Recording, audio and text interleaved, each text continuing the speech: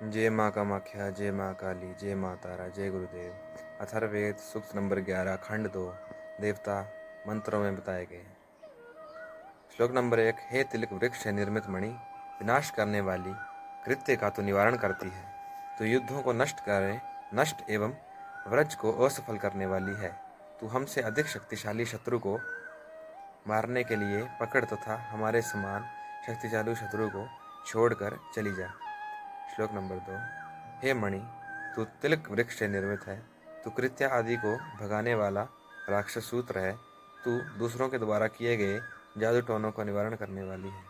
तू मुझसे अधिक शक्तिशाली शत्रु को मारने के लिए पकड़ तथा मेरे समान शक्तिशाली शत्रु को छोड़कर आगे बढ़ जा। श्लोक नंबर 3। जो शत्रु हमसे और हमारे पुत्रों, बांधवों तथा पशुओं से द्वेष करता है एवं हम जिसके विनाश की इच्छा करते हैं, हे मणि, तुम इन दोनों प्रकार के शत्रुओं का विनाश करो। तुम मुझसे अधिक शक्तिशाली शत्रु को मारने के लिए पकड़ो तथा मेरे समान शक्ति वाले शत्रु को छोड़कर आगे बढ़ जाओ।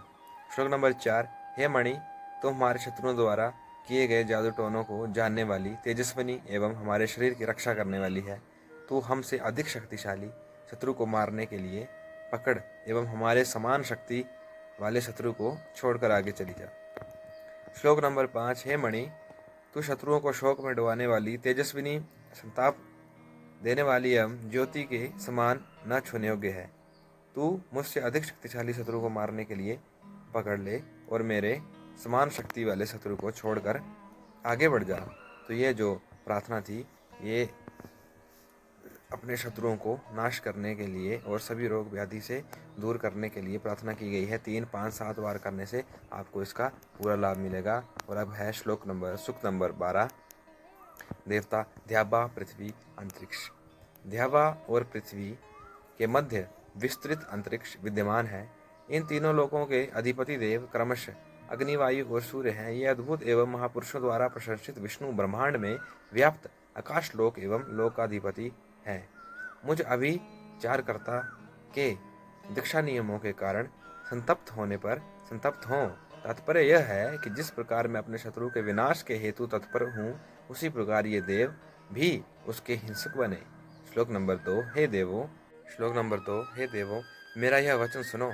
तुम सब यज्ञ के योग्य हो। भारद्वाज मुनि मेरी अभिलाषा पूर्ति के लिए शास्त्र पाठ कर रहे हैं।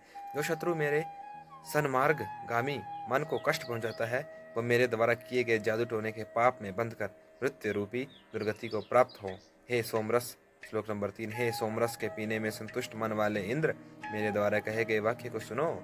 मैं शत्रुओं के द्वारा किए गए अपकारों से दुखी मन के द्वारा तुम्हें बारंबार बुला रहा हूँ। इंद्र, जो मेरे मन को इस प्रकार दुखी कर रहे हैं, मैं उन शत्रुओं को उसी प्रकार काटता हूँ जिस प्रकार कुल्हाड़ी वृक्ष को काटती है। श्लोक नंबर 4। 3 और 80 अर्थात 83 सभा गायन कर्ताओं के, 12 आदमियों के, 8 वसुओं के एवं दीर्घ सत्र का अनुष्ठान करने वाले अंगीरा गोत्रीय ऋषियों के सहयोग से हमारे पूर्वजों ने जो यज्ञ, कुआं एवं बाग से संबंधित उत्तम कार्य किए हैं, वे शत्रुओं से हमारी रक्षा करें।